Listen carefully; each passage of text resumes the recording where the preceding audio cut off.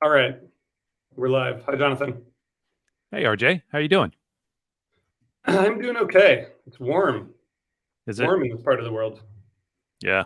I'm trying to stay in my bubble. How's your bubble doing? It's doing good. It's doing good. It's the AC units are still working. Well, that's good. Maya's here. Say hi. Hi Maya. AC working is good. Yeah. It's but you have it off now, right? Can you hear it? No. Then it's off.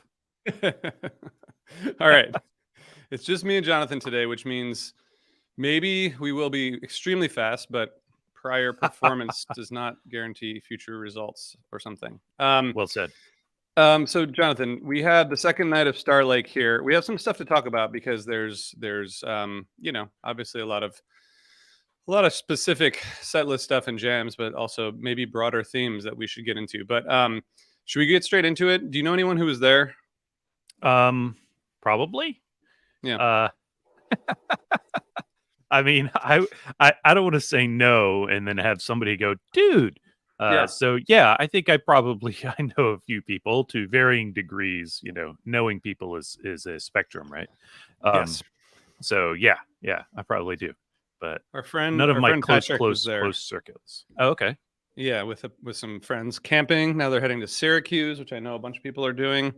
So, Nice. it seems That fun. sounds that sounds sweaty. I hope they're having Yes. a great time. Well, I'm extremely sweaty in my office right now, even with the air conditioning on. So, it's all relative. Yeah. Should we get into set one? Yeah, let's do it. You want to Okay. run it down? Yeah, my first, and I don't know if I probably said this before, but I don't really webcast. So my most of my listening is the next morning when I wake up and look at the set list for the first time. And what I thought today when I saw the set list was, wow, that's a lot of songs, and we're going to talk It is about a that. lot of songs, but I don't even know if I and can we will say get all into these. it. I can do it. Okay, I yeah, can do you it. should go. I don't want Yeah. to run out of breath. Watch me knock this out. All right. I never needed you like this before. Okay, the first song title is so many words. No, sorry. Then Turtle in the Clouds, Llama, Clear Your Mind into Sample in a Jar, Taste, Ocelot, Julius, Saw It Again into Sparkle, Ass Handed, and Sand. It is a lot of songs, but I have thoughts on this sequence of songs. Um, I I think want it's you. a I think you should do go it. ahead. No, I Okay, want well, you I to was gonna just go. say, I think it's a fun set. Like, first of all, it opens with a good ripper, Turtle in the Clouds, then Trey's, then we get some banter, right? And our friend Brian, who is not here, has some comments about that. Notice that the looseness and the banter kind of overcomes these are his words, a standard slash recital set one. Um, well, I definitely think they enhance, right? It's they're having fun. Trey's making jokes about not dancing and drops a Sprockets reference in there. Um, Llama rips. Clear Your Mind is fun. That hasn't been played much. And you know, I don't know. It's a lot of good songs. Well played though. Um, I love the juxtaposition of Saw It Again and Sparkle. It's the way they did Saw It Again. It's a kind of a tune that slows down, and this version in particular, it slowed down right at the end. And they do Sparkle, which speeds right up, and then Fishman comes out with a comment. Well, this song is, it's about the same thing. I'm not quoting him accurately, and sings ass handed, which is hilarious. And, it's really kind of true. Um, a little bit. You got putting yourself out there.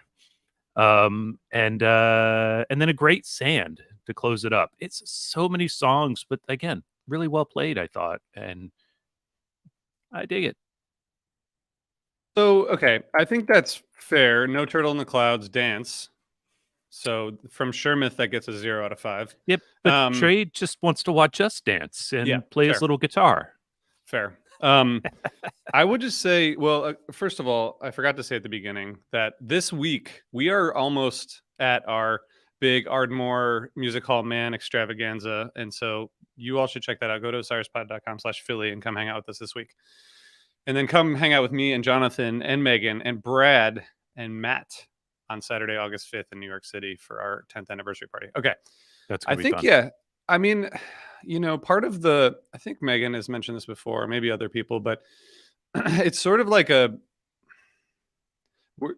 feel like Fish has created this this thing that, creates, like, I think in one of her reviews last week, I think, or last year, I think Megan said, like, if Fish wasn't, like, always so good and kept being good, then, like, we wouldn't expect them to be awesome all the time, you know? And I think there's, like, Right.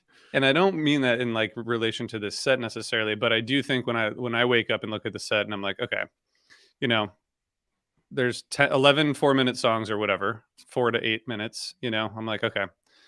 I'm looking for that, like, what is that thing? Because they play a bunch of shows and there's so much Fish to listen to. I'm looking for that, like, breakout thing, And I think, You're looking for what's the thing that like goes big, yeah, just stands out as unusual, if you will.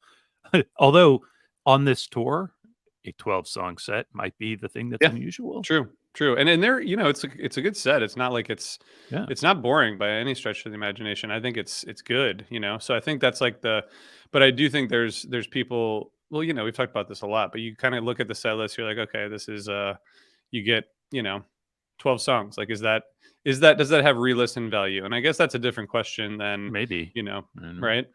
So a couple points, right? I logged on to the internet last night, like Hmm. one probably should never do. And I saw people asking the question, does Fish have too many songs in the rotation? And I think that is fucking absurd. And here's why. Like, and that's not my response. It's just part of my response. So, um, a few years back, when 3.0 was rockier, we're gonna say it that way. They would trot out these bust out songs and whatever that they hadn't really rehearsed. And it was fun, but they weren't that good. They were sloppy and da da da da da. And people ask the same question. Is Fish trying to have too many songs? I would rather they play them well than play 20 songs well than 30 songs okay. And those numbers aren't indicative of reality. It's just, the idea of like having a shorter song list with better performance. Well, look back to what I just said 3 minutes ago about this set. They're playing it well. Like everybody who's like, oh, they play slow llama because they can't play fast llama. Listen to last night. They're freaking rips.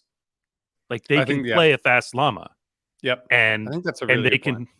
they can play a good ocelot. They can play a Rip and Julius. They've always been able to play Rip and Julius. I'm not sure they've Yep. ever not.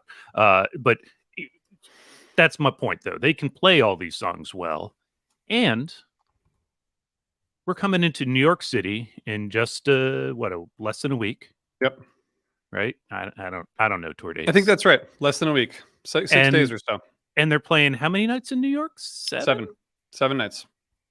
And do we think they're going to play no repeats? I don't think that's a guarantee, but I do think they're going to play very few repeats. And it's going to take some songs, and everybody's going to be happier if they don't fuck them up because they haven't played them before. So, Yep. and I don't really think they're going to screw them up because I think Fish is playing at a really high level right now, as demonstrated. And I'm sorry they didn't play a 5-song first set. I would like a 5-song first set. I think they would like the feeling of a 5-song first set or 5-song second set or whatever. I think they enjoy that, but that's not all that Fish does, and we should know that by now. Yep. I think that's a really good point. And I do think the point you made about them playing these songs better and more precisely, I guess, which is like, I'm not really one of those people, but there are those people, So it's sort of like you can't hold it against them for playing a lot of songs if your thing is that they play the songs, if your thing is like, I don't like flubs, then you should be happy about this set because, like, they were all really well played songs. But Yeah, you can't be like a which no flubs complaint do you person. want to hold on to Yeah, the yeah, most? Or yeah. maybe 'Cause have none. I think this Maybe is have none. probably the least flubby tour in like a long time. And I don't care about It's a flubs. It quality doesn't tour. matter to me. I am like 50% on flubs. Sometimes they really take me out of it. It's true, but I try to not harp on them Should we make because a I T-shirt that says recognize that? that these are human rock and roll players. Can we make a T-shirt that says I'm half sold on flubs? I think that could be If good. somebody makes that T-shirt, I will wear it. So I just want to. The only thing I have to say about this set is that I like that. What was most impressive to me is that there's these variation in set closers, and it's not new by any stretch, but like reminds me like the Ruby Waves set 2 closer the night before. Like It's that not. hadn't closed a set before. Yeah, and like it doesn't have to be Hood, it doesn't have to be Slave, it doesn't have to be Character Zero. Like, and that was a great jam. And I feel like this Sand first set closer, which I think Sand does close the first set, It has, sometimes, but but it's just, oh man, that's a great jam. There's no prescription for like how to end a set, and they seem to just be doing it well most of the time with like whatever song they choose, which I just think is yeah, really cool. I think the only prescription of how to end the set is somewhere between 73 and 79 minutes right now. but that's okay. I think it's working for them, and I'm absolutely all for mixing up set closers, set openers too.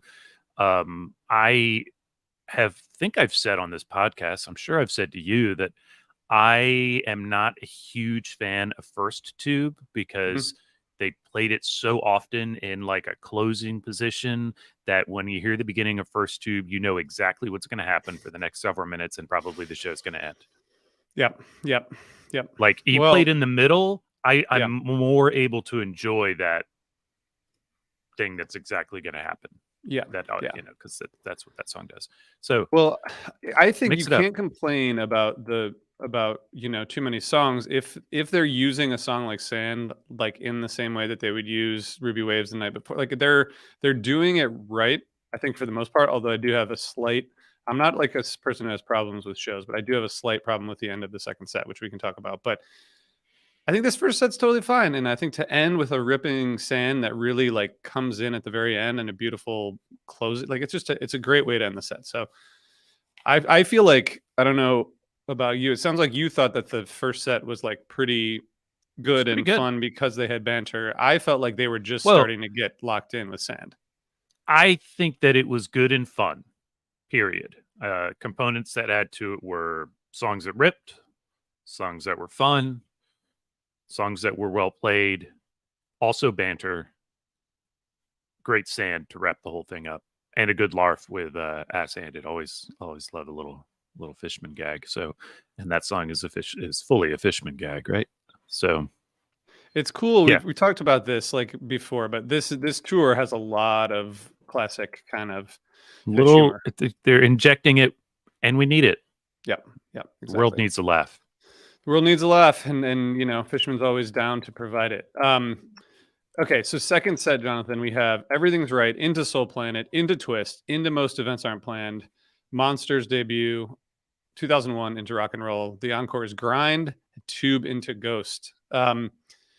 This, I don't know if you hear this in the same way I do, but I feel like this Everything's Right jam, this kind of like is, I guess maybe representative of this theme that I have heard all tour, which is like, it kind of starts off in that typical, kind of rock jam where they're all just kind of pushing forward in the key that they're in. But I feel like this tour particularly, like Trey will let off the gas with his soloing a little bit, and go back to chords, and then Paige picks it up either on the piano or on the synths or whatever, and then Trey kind of like, you can hear him kind of like riding the wave of Paige's playing, which he described that to us in Undermine about 1997. But I feel like he's like, his effects, also Trey's effects, are following Mike's and Paige's, as opposed to some previous tours where he would be like out front with his like effects, which sometimes would make him on his own little island,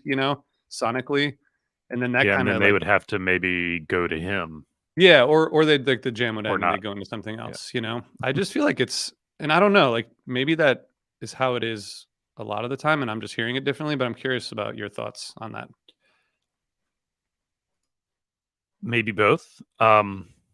I definitely hear that, and I hear that here. I heard it in the Bowie the night before last. Definitely Trey is not always, leading the caravan. He's settling in, riding in the pack, letting somebody else move up, and then following them. Good listening. I mean, it's always good listening, I think. Great listening right now. Fishman is delivering big, and he's always inspiring and pushing the whole band, I think. And Trey is eating it up. I love this Everything's Right jam. I think it was phenomenal. Just on first listen last night, I was like, we just heard a thing. And I was excited to go back to it today. I even was like, do I need to listen to this whole first set? Because I missed some of the first set last night. I was webcasting, but I was out and got home kind of in the middle of the set. And I did actually listen to the set, but I really wanted to get back to this Everything's Right. And it rips. And when they dropped into Soul Planet, I know I texted our group like, wow, I bet there's going to be some people on the internet who are just moaning. Yeah. Not because the Everything's Right. Everything's Right was awesome. But, that's what they do when you hear the beginning of Soul Planet. And invariably, I was right. Yeah, definitely. Here's a generic tweet / what do they call toot? They call them on Mastodon, but generic post from Fish Fan. Man, Soul Planet. If the jams in this weren't so good, I'd really be mad. And this one had a nice little jam. It wasn't as big as the Everything's Right, but it was good. Is that a joke post or was that real? I think that's real. I think people mean that. I think they're like, maybe there's people who don't love the song. I think the song is fine and fun. Yeah. But they love the jam, which of course I also do. So they're like, I guess we'll take it. I'm like, yeah. Well, I do think this is I think there's something here where, first of all, in my listening at least, Trey's been trying to push into Soul Planet like in a lot of jams this tour, and like he does it in the Everything's Right like 15 minutes into it, and then they just kind of go beyond it. But I feel like eventually they like gave in and they were like, all right, it's gonna happen. He's leaned into it a couple of times. And somebody called it the other day and was like, a Mike nixed it. And I don't we don't know what that dynamic played out, how that dynamic played out on stage, but I respect what they heard. And exactly. It's fun. But I do think there's I don't know, the Soul Planet, like it's an interesting jam. There's cool stuff happening there. So I agree with that person who said that the jam is good. So what are you gonna do? You can only do so much. Yeah, enjoy it and enjoy the twist that doesn't go deep, but rocks to follow. And, twist is good. I've always wanted it this way. I mean, I think there was an MSG we got most show. Events aren't planned this time. Sorry. Most events aren't planned. I love both of them. So they're all. I like all the Page songs, and I'm probably in the minority there. But I think there was not in this podcast today. No, not today. But I do think there was an MSG show recently that I really loved, or maybe it was a Dick's show where they played this, and I just feel like Page's songs just get they're not properly appreciated, and I think that's maybe just an ongoing problem for me, because I think he's pretty awesome. I think that they deserve, and I don't like to second guess jams or lack thereof, right? But I think it would be I think there are opportunities in songs like this, and I always wanted it this way, which has seen a little bit more of it for some jamming that is atypical of what they're playing. And although at times, I feel like there definitely are Fish jams that touch close to what these songs do at their core. So I don't know. Yeah, I think these songs I think they're great. Can I ask you about this comment from Mike Ralston? Fish is kind of sounding like the good 2003 sound, which is awesome. How do you feel about that? It's an interesting comment. And I think that he's referring to like the summer 2003, or maybe the spring, which is really more of a winter tour. The winter tour, I guess we'll call it, ends on March 1st after all. And yeah, there was a lot of willingness to jam. The band was engaging well with one another, and I get that. Um, Material is so different. Like the stuff that is spurring the jams is so different.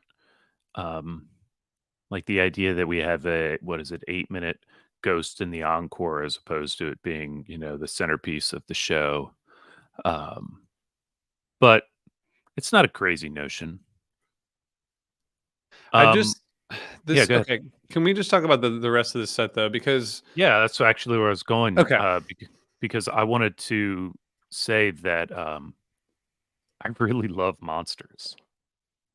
Like, I think that's a great song. The solos that Trey played on it, like the guitar bits are great. I think the music's good. It's kind of creepy, kind of heavy, but yeah, I think it's a great tune. I can't wait to hear it again. I think it's a really good tune, and I agree. I'm looking forward to hearing like more of these new songs, and I do think we've said this a lot. Like it's how this keeps being interesting. I think for to a Are we at large degree. 7 debuts now? Sounds about right. I haven't Yeah, done I the mean, I math. don't math. No, not doing that. Math's for computers. There's been one like almost every show though, right? Just about. So Three. I think Brian said we were at like 6 just maybe yesterday. Maybe it was 7 yesterday. I don't know. We're whatever it is. If they play any more, then my guess was wrong for the tour because I think I said 7, and they're really racking them up, which is They great. are. Uh, I think it's six if you consider. I think it's seven. Well, would you count the fisherman when the lights went out in Georgia? Do you count that? yes, I Okay, have. You have to. you have Sorry, to. No, it's okay. You don't have to apologize to me. I'm I think that apologizing to makes. myself because I that think that means I'm going makes. to miss my mark. I think that means six. So there'll probably be another one tonight in Yeah, Syracuse. yeah, probably. Um, okay, so I think the Monsters is really good. I'm wondering if it kind of affected their ability to kind of like round out the end of the second set because I feel like this 2001 rock and roll grind tube ghost is sort of like it just felt a little bit like running through the motions, and I just want to apologize to all the fans going to Syracuse for that for losing tube and ghost to a short encore versions. Yeah, well, I mean, I think that the only people who have any reason to be disappointed are those people, Yeah, because they do not have a shot at seeing those 2 songs expand in the first or second sets yeah, of tonight's show.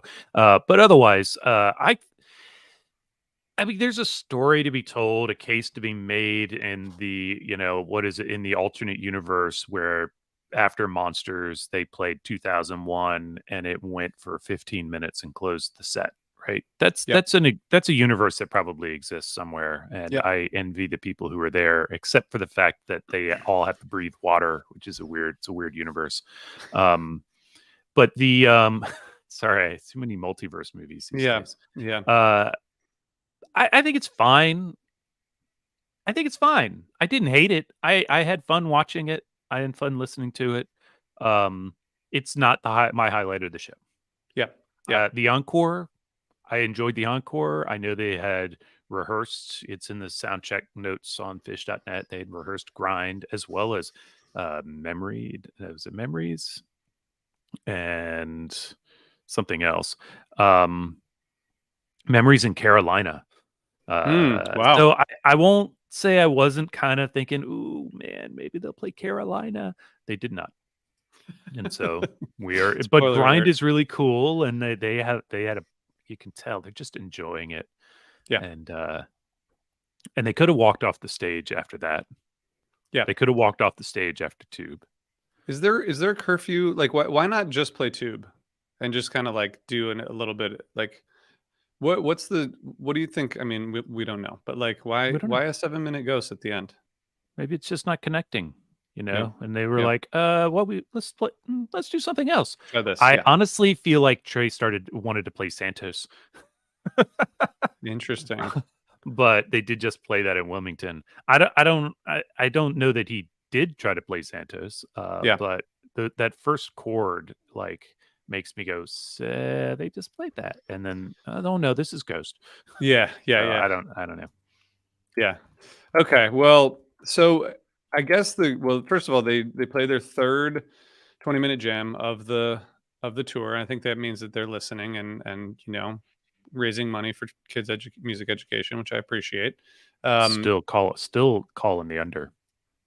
I think Brian, Megan, and I all ended up going with 6 total, and I feel like we're on track for more than 6. I What was the swear somebody said like 14 or some maybe nonsense. maybe I we were on that one.